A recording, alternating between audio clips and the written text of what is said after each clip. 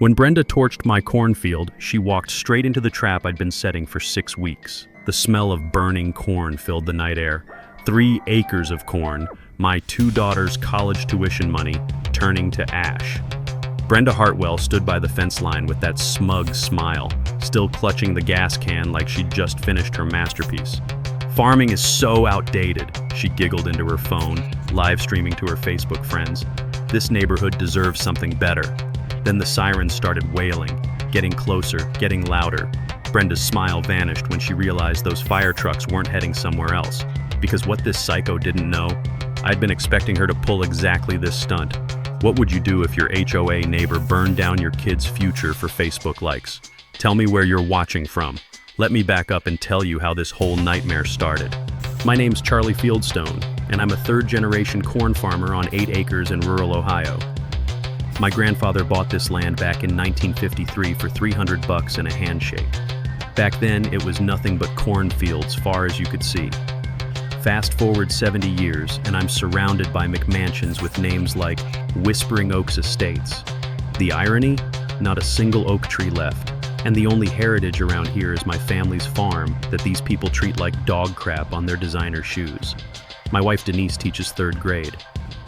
Twin daughters, Sarah and Emma, both 18 and college-bound. Sarah wants to be a vet, Emma's going for engineering. College costs $30,000 each. You know what pays for that? My corn harvest. Every damn kernel. The sweet smell of corn tassels in late summer used to be my favorite thing. Now it just reminds me of everything I almost lost to one psychotic real estate agent.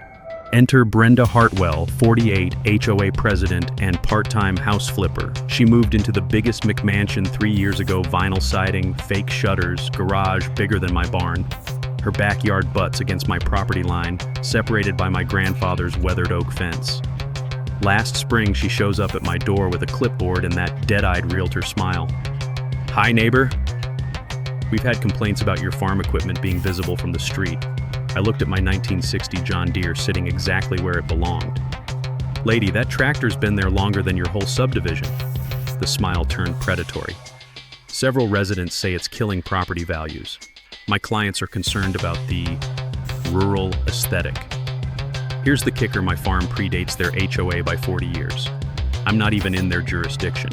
But try explaining that to someone whose biggest crisis is mismatched mailboxes. "This is a working farm," I said. "The equipment stays." "Mr. Fieldstone." Her voice went ice cold. "Being a good neighbor means considering how your choices affect others. I'd hate for this to become unpleasant." That's when my rooster Hannibal decided to crow right on cue. The sound of gravel crunching under her heels as she stormed off should have been my first warning. But the real gut punch came 2 days later. I'm out checking irrigation lines when I hear voices by the fence. Brenda's there with some slick guy in a $1,000 suit, pointing at my cornfield like she's already planning the street names. 8 acres, perfect for luxury townhomes, she's saying. "The farming situation is temporary." The suit nods, taking notes. "Timeline for vacant possession?" 6 months, max. These old farmers always cave when you apply the right pressure. My blood turned to ice water. This wasn't about property values or community standards. This was about commission checks and development deals. She was already selling my land that wasn't even for sale. I ducked behind my grandfather's old tool shed, heart pounding like I was back in Afghanistan. The rough bark of that century-old oak tree felt solid under my palm, but everything else suddenly felt fragile. That night, I called Jake Thornfield, agricultural lawyer and old Army buddy. "Jake, hypothetically, what happens if someone tries to harass a farmer off his land for development?" "Nothing hypothetical about it, Marcus. Happens all the time. Document everything." "And Marcus? Watch your 6. As I hung up, Denise came out with 2 beers. "Everything okay?" I looked across my land corn stalks rustling in the evening breeze, same sound my grandfather heard every summer. "Honey, I think we're about to find out just how far people will go for money." The next morning, I found my irrigation hose had been slashed in 3 places. Game on, Brenda. 3 slashed irrigation hoses might not sound like much, but when you're feeding 30,000 corn plants during the hottest week of July, it's basically economic warfare. I spent my morning splicing rubber in 100-degree heat, the metallic taste of anger coating my tongue. I didn't have to wait long for round 2. Tuesday afternoon, I'm checking corn stalks when this White County truck rumbles up my gravel drive. Fire Marshal Dave Peterson steps out, looking apologetic as hell, clipboard in hand like he's about to ruin my day. "Marcus, sorry to bother you, but I got a complaint about illegal agricultural burning on your property." "Illegal burning?" I wiped sweat off my forehead with a dirty sleeve. "Dave, you know I haven't burned anything since spring cleanup, and that was with proper permits." He shrugged, clearly not buying it either. "Someone filed a formal complaint, says you've been conducting unauthorized brush burning during drought conditions, even provided photos." My stomach dropped to my boots. "Photos of what?" Dave handed me a manila folder that felt like a loaded gun. Inside were pictures of smoke rising from what looked like my back 40, except that smoke was from Tom Henderson's controlled burn 3 miles away, shot from an angle that made it look like my property was on fire. "This is complete bullshit, Dave. That's not even my land in the background." "I know, Marcus. But rules are rules. I gotta investigate every complaint." His voice carried the exhaustion of a man who'd seen too many neighbor wars. "Mind if we take a look around?" 20 minutes later, Dave confirmed what we both knew. My fire safety protocols were military-grade perfect. Burn permits current, fire breaks maintained, water sources marked. He even complimented grandfather's old stone fire ring that I still used for brush disposal. Back in my Army days, I'd learned that when someone went white. When I didn't bite, she offered me $500 cash for information about your safety violations. Safety violations I don't have? Identity. Safety. That's when she suggested I might start noticing some. Harold's voice shook with disgust. "My late wife Helen used to love watching your grandfather work this land. Brenda's trying to destroy something beautiful for commission money." That's when Harold became my inside man. Turned out, Brenda had visited half the neighborhood with similar offers. Most told her to take a hike, but couples seemed interested in easy cash. By Friday, I had a war chest of evidence. Photos of the diesel vandalism, documentation of the false fire report, screenshots of Brenda's fraudulent property listings, and witness statements about attempted bribery. But my real counterpunch came from those misleading real estate listings still active on her website. I called the Ohio Division of Real Estate, armed with screenshots of every promise she couldn't deliver. "Ma'am, I'd like to file a complaint about fraudulent claims regarding agricultural zoning." The investigators' interest was immediate and intense. Apparently, Brenda wasn't the first agent they'd tracked for this particular scam. That weekend, I installed more cameras and researched agricultural protection laws. Harold stopped by Sunday with coffee and reconnaissance. "Brenda's having some kind of war council tonight. 4 cars showed up around 7. The sound of multiple engines in her driveway carried across the still evening air. Through my kitchen window, I watched shadows moving behind her curtains. Let the games begin, Brenda. Your move." Monday morning brought Brenda's next chess move, and it was uglier than I expected. She'd formed the Neighborhood Safety Committee, basically a gang of bored suburbanites with clipboards and serious grudges against anything that didn't come from Home Depot.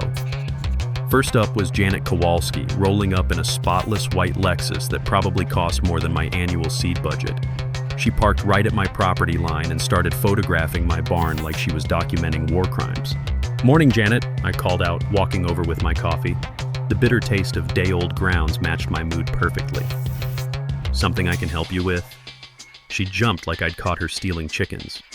"Oh, Marcus, I'm just documenting some safety concerns." "Safety concerns?" I looked at my perfectly maintained equipment shed. "About what exactly?"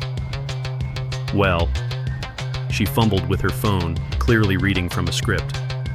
"The proximity of your fuel storage to residential property, and the vermin attraction from your composting practices." I wanted to laugh, but the implications weren't funny. My fuel tank sat farther from her house than her own barbecue grill. My compost pile met every agricultural regulation in the book. "Janet, you've lived here, what, 6 months? My family's been following safety codes since before your subdivision existed." The guilty flush creeping up her neck told me everything. Brenda had fed her lines, and she was just a desperate actress trying to earn her $50. Over the next week, committee members took shifts harassing me. Tuesday brought Martin Cruz, documenting dust concerns while my corn swayed silently in the breeze. Wednesday was Susan Walsh, complaining about my rooster's morning calls, the same rooster that had been crowing here for 3 years before she moved in. By Friday, they were demanding I install expensive privacy fencing to hide my unsightly agricultural operations.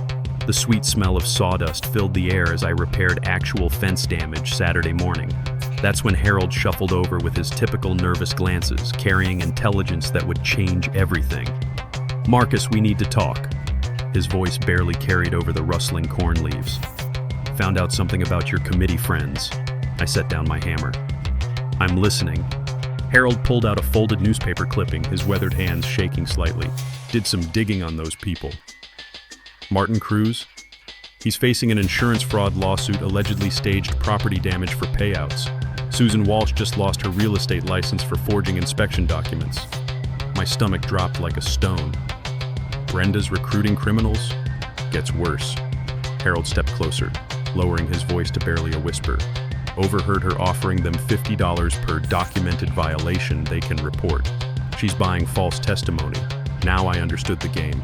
This wasn't neighborhood concern. It was organized fraud designed to build a legal case that would force me off my land. My daughter's college money, my grandfather's legacy, everything I'd worked for was under assault by paid liars." That afternoon, I dove into public records like my life depended on it, because it did. Amazing what you can find when you know where to look. Martin had 3 insurance claims in 2 years, all suspicious. Susan's license revocation mentioned pattern of document falsification. Even Janet's husband had bankruptcy and DUI issues. Brenda had assembled a crew of desperate people with flexible ethics, perfect soldiers for her fraud army. But she'd made one critical error. She'd underestimated Harold. See, Harold had watched this neighborhood transform from family farms to suburban sprawl. His late wife Helen used to sit on their porch every evening watching my grandfather work the fields. To Harold, my farm wasn't just agriculture. It was the last piece of something authentic in a world of vinyl siding and fake shutters. So when Harold offered to spy on committee meetings, I accepted immediately. "Wednesday night, 7 o'clock, he whispered during our Sunday fence conversation. Brenda mentioned bringing in professional documentation specialists. Wednesday evening, I watched cars gather at Brenda's house like vultures circling roadkill. Harold's beat-up Honda looked pathetic among the luxury SUVs, which made him the perfect inside man. An hour later, he knocked on my back door with news that made my blood freeze. "She hired a private investigator," Harold said, his voice shaking with anger. "Guy named Rick Paulson. They're planning to manufacture evidence-dead fish planted by your creek, fake chemical spills, recorded noise violations during legal working hours." The room started spinning. "When?" "Soon. Brenda's under pressure from her developer contacts. She promised them a timeline she can't meet." Harold gripped his beer bottle like a lifeline. "Marcus, they're talking about staging something big enough to trigger county intervention." That night, I installed military-grade surveillance. Infrared cameras, motion sensors, even dummy units to throw them off. The soft electronic hum of recording equipment. Supply. "Your irrigation system needs immediate shutdown pending investigation." The words hit me like a physical blow. I stared at the cease and desist order, watching my daughter's college dreams evaporate in real time. "Carol, my well's been here since 1953. Never affected anyone's water. I know this stinks, but look at these usage numbers." She handed me charts showing water consumption 3 times normal agricultural levels. "According to this data, you're using enough water for a golf course." The numbers were pure fantasy. My grandfather's old well couldn't pump that volume if it ran 24/7. But someone had created official-looking documents that would fool a rushed inspection. Who filed the complaint? Anonymous tip. But Marcus. Carol glanced around nervously, lowering her voice. "This feels orchestrated. Get your own usage test done fast. If these numbers are fabricated, someone's using county resources for a personal vendetta." As her truck disappeared down my gravel drive, I felt the metallic taste of real fear. Without irrigation, my corn would die within a week. 30,000 plants, $60,000 in lost revenue. Sarah and Emma's tuition money, gone. But then I noticed something that made my blood run cold. A 20-foot strip of corn along my eastern property line had turned brown overnight. Not drought-stressed yellow, but chemically burned brown. The sickly sweet smell of herbicide hung in the still air like poison gas. Someone had dumped industrial-strength weed killer on my crops, my trail camera. I'd positioned one to cover this exact section after last week's vandalism. Back at the house, my hand shook as I pulled up the footage, fast-forwarding through hours of darkness until 2:47 a.m., when she appeared like a suburban ghost. Brenda Hartwell, creeping along my fence line with a large spray bottle, methodically poisoning my corn plants. The infrared camera caught everything: her face, the herbicide container, even her license plate when she loaded the empty bottle into her Mercedes. She documented her own felony in crystal clear detail. 3 hours later, I was at Tractor Supply talking to my buddy Tom. Their parking lot security camera had captured Brenda purchasing 2 gallons of Roundup concentrate the previous evening. Cash transaction, but her face was unmistakable under the sodium lights. I had her cold on agricultural vandalism, criminal trespassing, and crop destruction. In Ohio, destroying someone's crops is a felony carrying up to 5 years in prison. But something told me this was just the opening salvo. That evening, Harold shuffled over with intelligence that explained Brenda's desperation. "She's in deep trouble," he whispered, glancing around like enemy agents might be listening. "Overheard her screaming at someone on the phone about development timelines. Apparently her broker contract has penalty clauses." "What kind of penalties?" $50,000 forfeiture if the land isn't available by October 1st, plus she loses the commission. Harold's weathered face looked haunted. "Marcus, she's borrowed against that expected money. If this deal collapses, she faces bankruptcy." The pieces clicked into place like rifle rounds chambering. Brenda wasn't just harassing me, she was fighting for her financial survival. Public records showed her development deal with Midwest Corporation promised a $168,000 commission for delivering my 8 acres, vacant and ready for development. She'd been spending money she didn't have, banking on stealing my land through fraud and intimidation. Now she was trapped between criminal prosecution and personal ruin. That night, I hired an independent hydrologist to test my actual water usage. Cost me $400 I couldn't spare, but the results were devastating to Brenda's case. My consumption was 40% below agricultural averages. The county data was complete fiction. I also upgraded my security system with heat-sensitive cameras and motion detectors. If Brenda wanted to escalate to arson or sabotage, I'd capture every criminal act in admissible detail. But the real revelation came when I researched agricultural protection laws online. Farmers have special legal protections against harassment campaigns designed to force land sales. Back in the 1980s, corporate developers used similar tactics against family farms until Congress passed the Agricultural Land Protection Act. The law was specifically designed to stop exactly what Brenda was doing. As I sat in my kitchen that night, watching sprinklers water perfect suburban lawns while my corn slowly died, I realized something important. Brenda had made a fatal error. She'd declared war on someone who understood both agriculture and military strategy. The sweet evening air carried the sound of her desperation, and I could almost smell her fear mixing with the herbicide residue. Time to show her what a real counterattack looked like. The bombshell that changed everything came on a Tuesday evening when Harold appeared at my fence line looking like he'd seen a ghost. His weathered hands gripped the rail so tight his knuckles had gone white. "Marcus, we need to talk. Now." His voice carried a tremor I'd never heard before. "What I discovered tonight, it changes everything." I dropped my wrench, the metallic clang echoing off the barn wall. Harold had never looked this shaken, not even when his wife passed last spring. "What happened?" "Stayed after yesterday's committee meeting, hid in Brenda's garage when everyone left." Harold's breathing was shallow, rapid. "What I overheard, Jesus, Marcus. She's not trying to force you out for property values." My stomach dropped. "Then what?" "She's already got a development deal. $2.8 million for your 8 acres. The words hit me like physical blows. 32 luxury townhomes, starting at $400,000 each. The world tilted sideways. My grandfather's land, 3 generations of sweat and sacrifice, reduced to suburban sprawl for rich people who probably thought corn came from cans. That's impossible. This is agricultural land." "Not anymore. It isn't." Harold pulled out his ancient flip phone with shaking fingers. "I recorded part of their conversation. You need to hear this. The audio was scratchy, But Brenda's voice cut through clear as a death sentence. Jim, I guarantee vacant possession by October 1st. The agricultural situation is temporary. Farmers always cave under enough pressure. I've orchestrated this before. A gravelly male voice responded.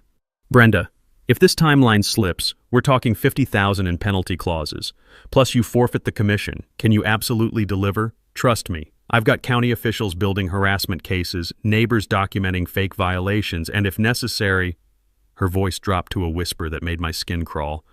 Well, farm accidents happen all the time. The recording ended, but the threat hung in the air like smoke from a house fire. Harold's face had gone pale as winter wheat. Marcus, she's talking about hurting you. I felt that familiar combat alertness flooding my system, the hyper-awareness that kept soldiers alive when death was hunting them. Harold, you just handed me evidence of criminal conspiracy and implied violence. This isn't harassment anymore. It's organized crime. Gets worse. Harold's voice cracked. She's borrowed against that commission money. Second mortgage, new Mercedes, paid for her daughter's wedding. If this deal collapses, she faces bankruptcy. Now I understood the escalation, the desperation, the increasingly dangerous tactics. Brenda wasn't just greedy, she was trapped. And cornered animals were the most lethal. But here's where 20 years of military strategy kicked in. When your enemy reveals their true objective, you don't just defend, you destroy their operational foundation. That night, I researched agricultural easements until my eyes burned from screen glare. Discovered that farmers can file conservation easements that legally protect land from development forever. The process takes 30 days, but once approved, the property becomes untouchable. Even better? The state pays substantial tax benefits to encourage agricultural preservation. Brenda's development dream could become legally impossible with the right paperwork. Dawn found me at the county courthouse with a stack of forms and a $500 filing fee. By noon, my 8 acres were officially protected under Ohio's Agricultural Land Preservation Program. Forever. The beauty of it? Even if Brenda somehow forced me to sell, no developer could touch the land. Her $2.8 million deal had just become worthless paper. But I kept this information locked down tight. Sometimes, the best weapon is the one your enemy doesn't see coming. Let Brenda keep escalating, keep committing crimes, keep building evidence of her own conspiracy. Because when this war reached its climax and Harold's recording guaranteed it would, I wanted her buried so deep she'd never threaten another farmer. The power dynamic had just shifted seismically in my favor. Time to let Brenda dig her own grave. The next morning, I called an emergency meeting in my kitchen with the only people I trusted completely. Coffee percolated in the background while I spread Harold's recorded evidence across my grandfather's oak table like battle plans. All right, team, I said, looking at the faces around me. Time to stop playing defense. Denise sat with her laptop open, legal research tabs filling the screen. Over the past month, she'd transformed from worried wife into full-time legal investigator, and frankly, she was better at it than most lawyers I knew. I've been digging into agricultural protection laws all night. Marcus, what you filed yesterday was brilliant, but we need to go bigger. Harold perched nervously on the edge of his chair, still processing his role as our inside intelligence source. Brenda's planning something for this weekend. Committee meeting got moved up, and she mentioned bringing in professional documentation services. Professional documentation services? I raised an eyebrow. That private investigator she hired, Rick Paulson. Apparently, he specializes in manufacturing evidence for civil cases. Deputy Sheriff Rodriguez, my old army buddy, leaned back in his chair with that calculating look I remembered from Afghanistan. Manufacturing evidence for civil cases is federal fraud, Marcus. If we can prove conspiracy, this becomes a RICO case. That's when I knew we had them. See, back in the 80s, Congress passed the Racketeer Influenced and Corrupt Organizations Act specifically to target organized crime. Most people think RICO only applies to mob bosses, but it covers any pattern of coordinated illegal activity for financial gain. Brenda's harassment campaign, her hired committee, her paid investigator that was textbook racketeering.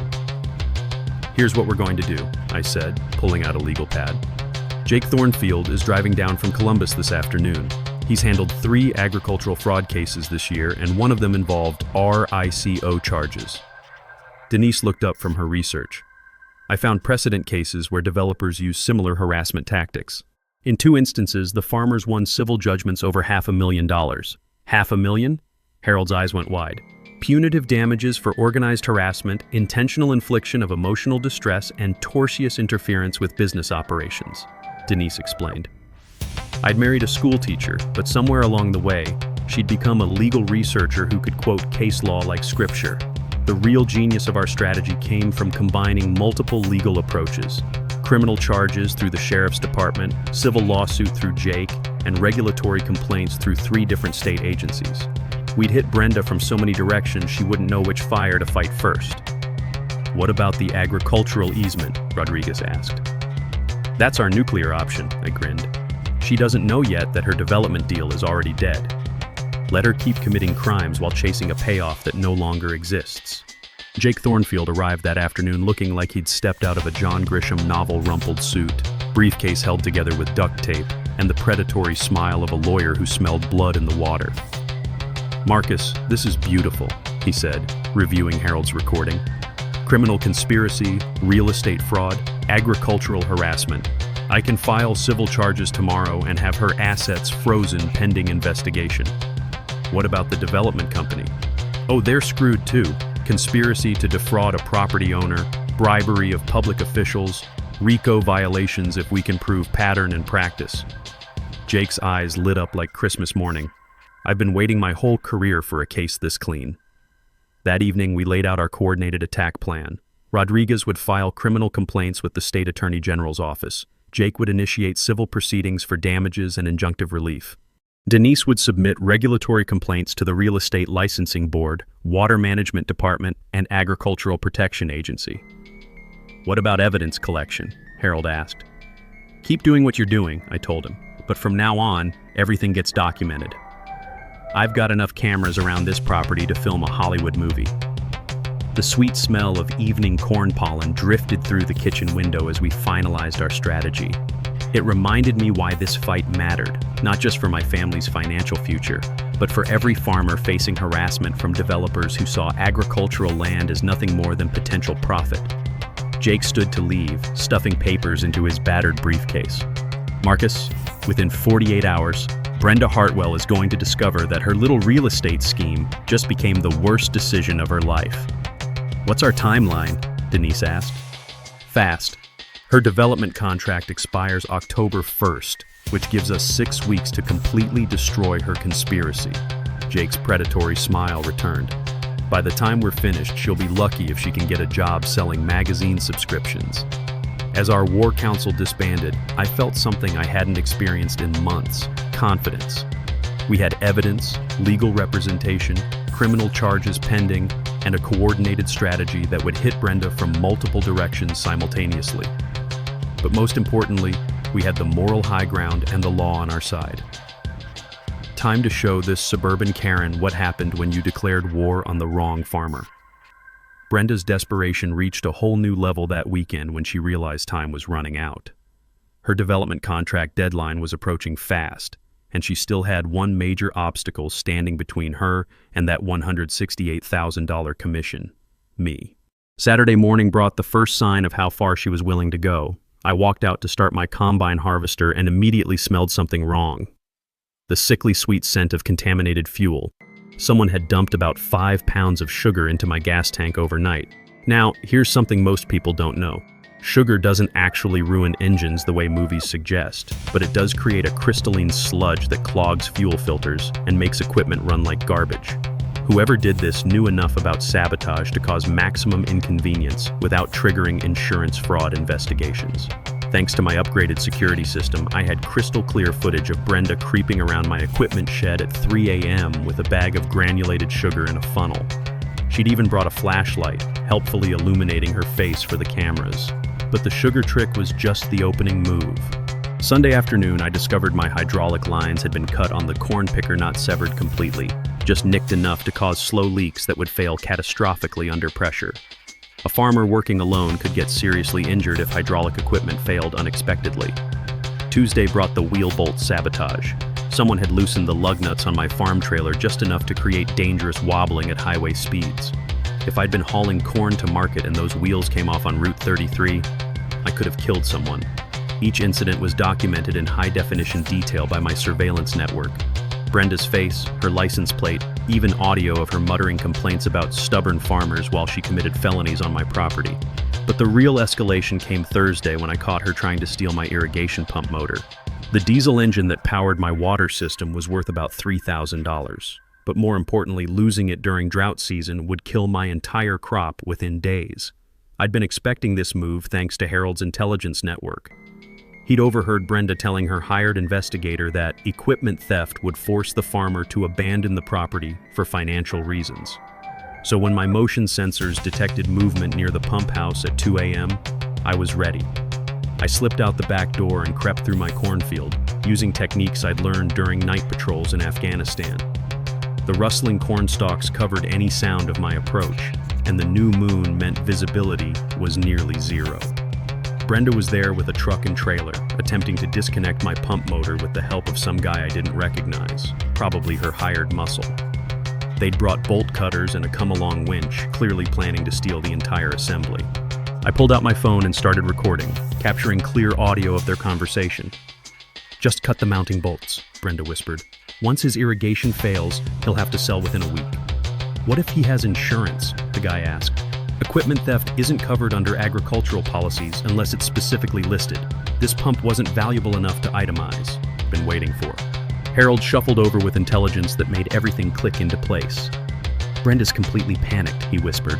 Overheard her screaming at someone on the phone about the development deadline.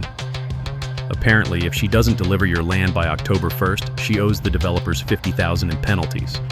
How long until October 1st? Harold checked his calendar. 18 days. 18 days until Brenda faced financial ruin. 18 days of a cornered predator with nothing left to lose.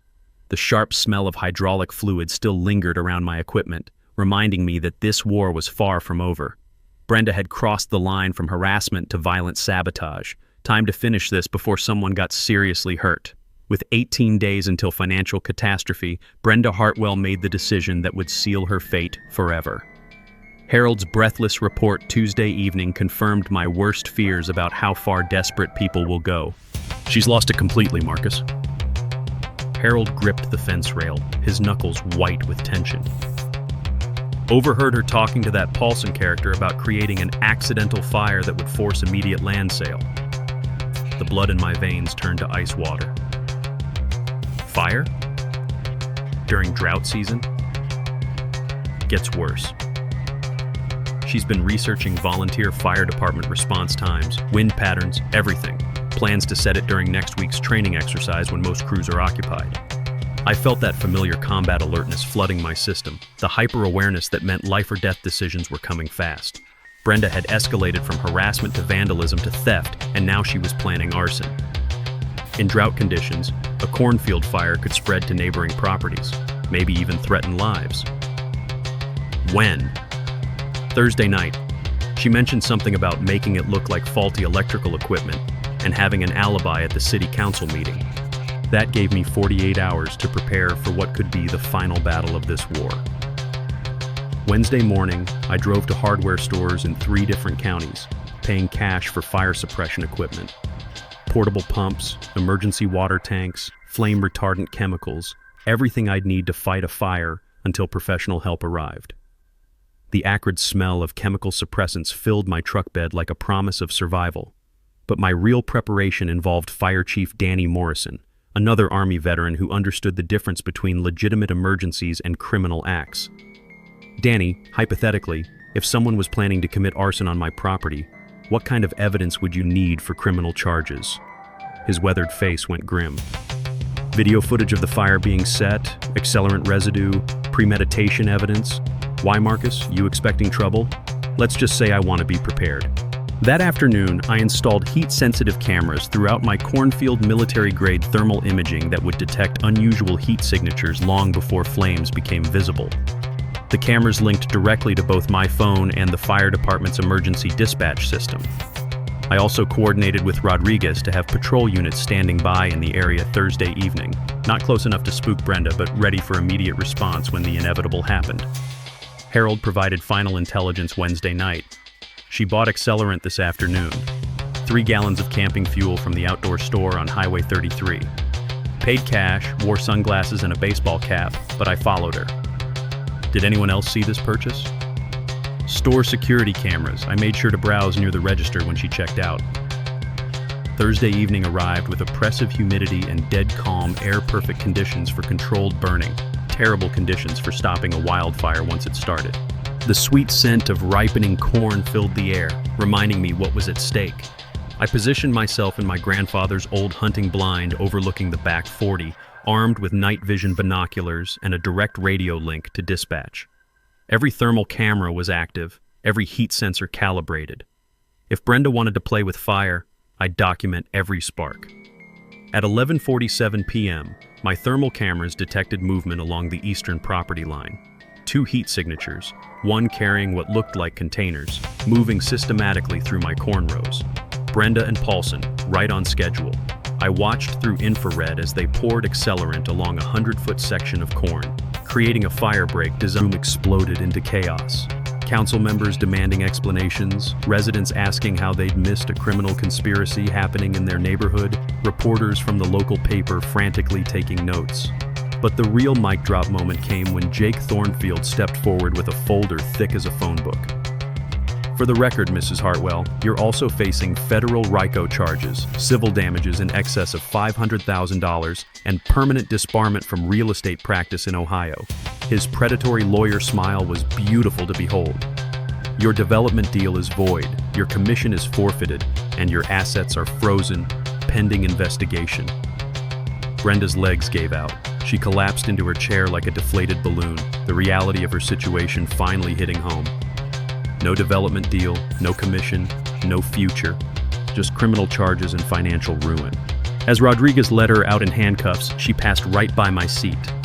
For a moment, our eyes met, and I saw something I'd never expected.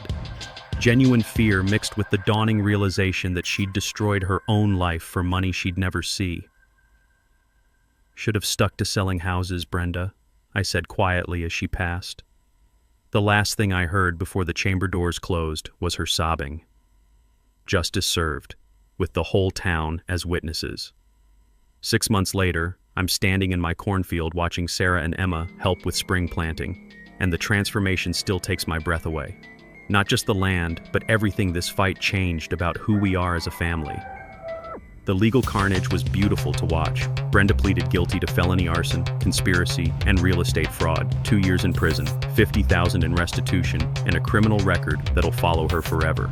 Her private investigator, Rick Paulson, got 18 months and lost his license permanently. Midwest Development Corporation paid $75,000 to avoid federal prosecution, basically admitting they orchestrated the whole harassment campaign. But the real victory wasn't money. It was watching my daughters' faces when I told them college was fully funded. Insurance payouts plus lawsuit settlements meant Sarah could pursue veterinary school and Emma could study engineering without a penny of debt. Sometimes justice comes with compound interest. The sweet scent of fresh soil fills the morning air as I watch Emma operating grandfather's 1960 John Deere, learning techniques that built this land through 3 generations. Last week, she announced she's double majoring in agricultural engineering. Someone needs to help family farmers fight these corporate bullies, Dad. Denise finished paralegal certification in January and now works with Jake Thornfield, specializing in agricultural defense cases. Our battle inspired something bigger. She's helped 12 farming families defeat similar harassment campaigns statewide. Knowledge is power, she says, but applied knowledge is revolution. Harold became our unlikely hero after testifying against Brenda's conspiracy. He volunteers with the county extension office now, teaching seniors about agricultural heritage and fraud recognition. 40 years of postal service taught me patterns, he grins. Turns out predators always make the same mistakes. The community transformation has been incredible. Our case triggered the Fieldstone Agricultural Protection Act, state legislation, making farmer harassment a felony that's already being copied nationwide. Property rights advocates use our story as a blueprint for fighting development corruption. But I'm proudest of the Family Farm Defense Fund scholarship we established with settlement money. Every year, we provide full college tuition for students studying agricultural law, environmental protection, or sustainable farming. This year's recipients include a ranch daughter fighting mining companies and an organic farmer who survived suburban encroachment. Our Heritage Harvest Festival has become an annual celebration of agricultural history, drawing 5,000 visitors and generating serious revenue for local businesses. State legislators used last fall's event to announce expanded farm protection funding, proof that heritage tourism beats strip mall development every time. The conservation easement sparked a county movement. 17 families have protected over 300 acres from development, reducing property taxes 60% while preserving agricultural character permanently. Economic sustainability and land conservation aren't opposites, they're partners. Last month brought the sweetest revenge. Midwest Development Corporation filed bankruptcy after 3 more harassment schemes were exposed using our legal playbook. Their predatory business model collapsed once farming communities learned to fight back systematically. Walking through corn rows now, listening to new growth rustling and my daughters laughing as they work, I realized this story was never about Brenda Hartwell. It was about ordinary people refusing to let money-hungry bullies destroy something beautiful for profit. The rough bark of grandfather's oak tree feels eternal under my palm as evening light paints golden across fields that will never be subdivisions, never be strip malls, never be anything but what they've always been. Good land growing food for families who understand what really matters. Emma calls from the tractor, waving as she turns another perfect furrow. Sarah's over by the barn, bottle feeding a calf that'll grow up grazing pastures that stay pastures forever. Denise is on the porch, reviewing case files for another farming family under attack 3 counties over. This is what victory looks like. Not just winning a legal battle, but creating something bigger than the fight itself. Community, legacy, hope. The evening air carries the scent of corn pollen and possibility, reminding me that some things are worth fighting for, worth bleeding for, worth risking everything to protect. Family land, honest work, the right to live without fear of suburban parasites who mistake greed for progress. Sometimes the best revenge is simply refusing to let the bastards destroy what matters most.